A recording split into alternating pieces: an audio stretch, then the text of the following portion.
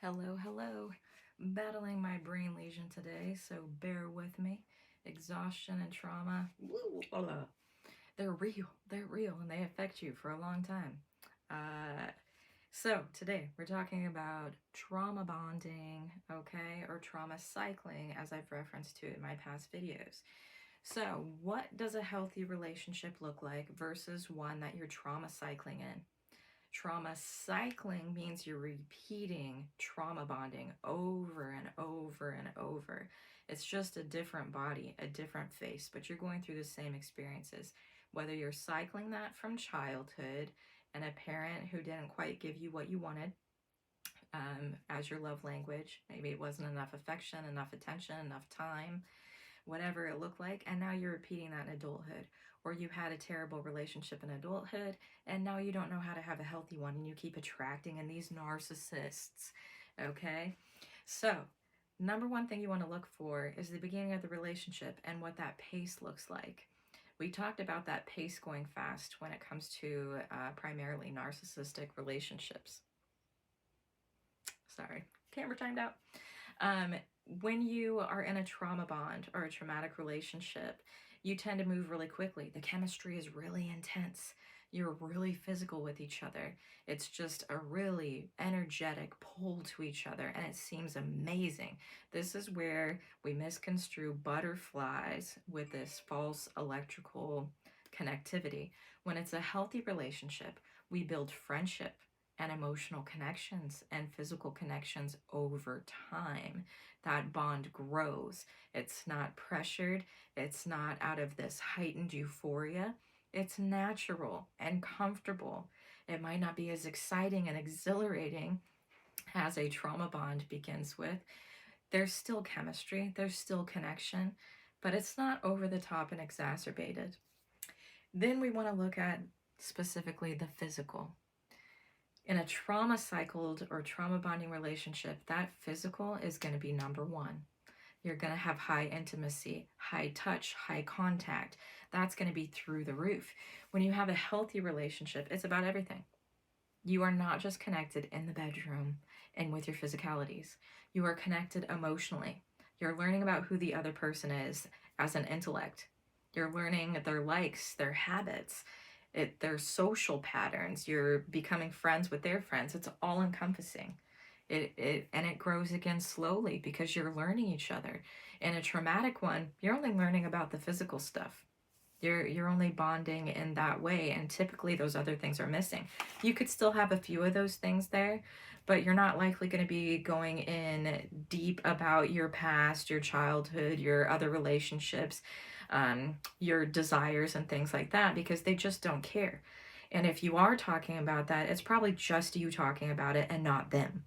I know that's one of the main things that I look back and reflect on is how many times I've been in these relationships where I want to get to know the person. I want to know, what sports they played in high school. I want to know what their relationship with their parents were like, where they like to go as a kid. I like to know what they want to do in the future for their career goals and in their life. And a lot of the times I look back and they have never cared about my childhood. They still couldn't tell you anything about my childhood or even what I like to do. Most of them don't know I like poetry. I like song. I love to dance. And I've been suppressed because that's not how the relationship starts. It doesn't start as a relationship where they care about any of that stuff. So be mindful of that when you're looking into a relationship.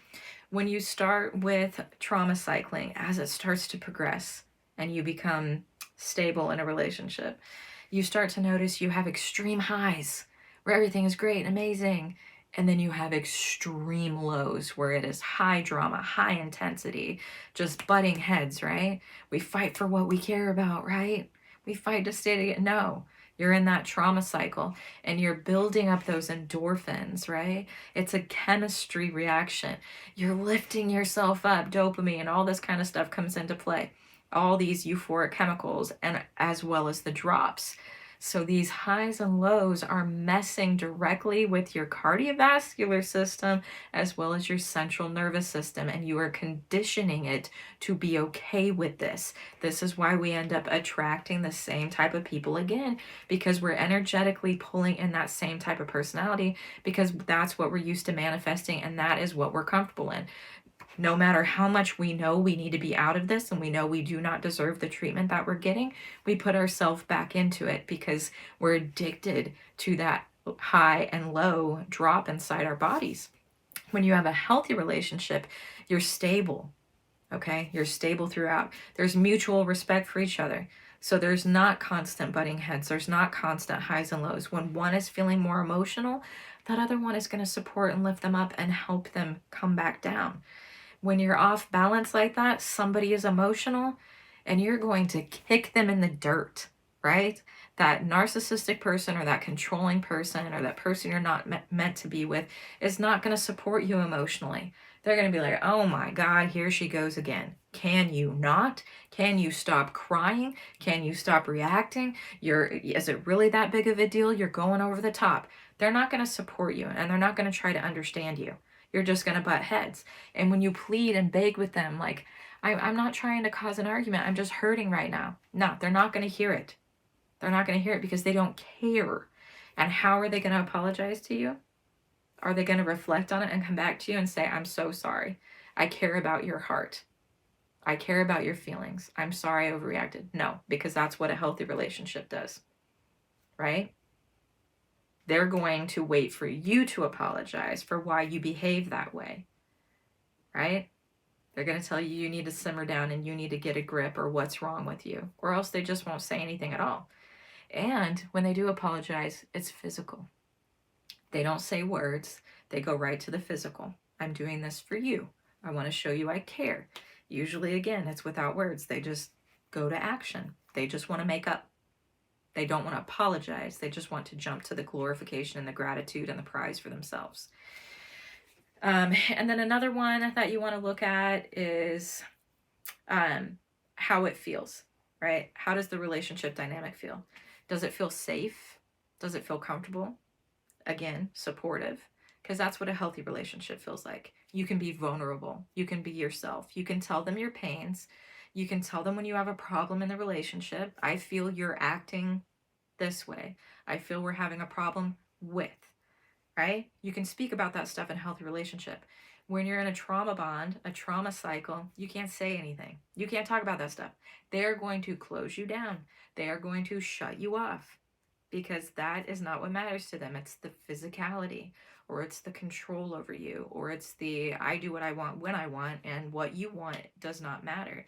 So it's going to hurt you, right? In a healthy relationship, it feels like a choice, like a privilege, like an honor. You're so grateful to be with this person. You're humbled to have them, but you know that they would set you free or give you freedom or give you space if you needed to.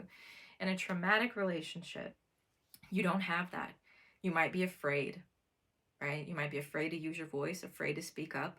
You might not know how to have conversations. You might be afraid to end it because you're told that you need to stay there. You're told the reasons why you can't be on your own, and you buy into it and you believe it.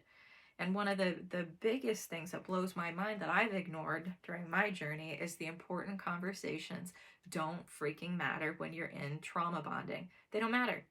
You want to buy a house and make plans together? Your opinion doesn't matter or you're not included. There's no conversation about it.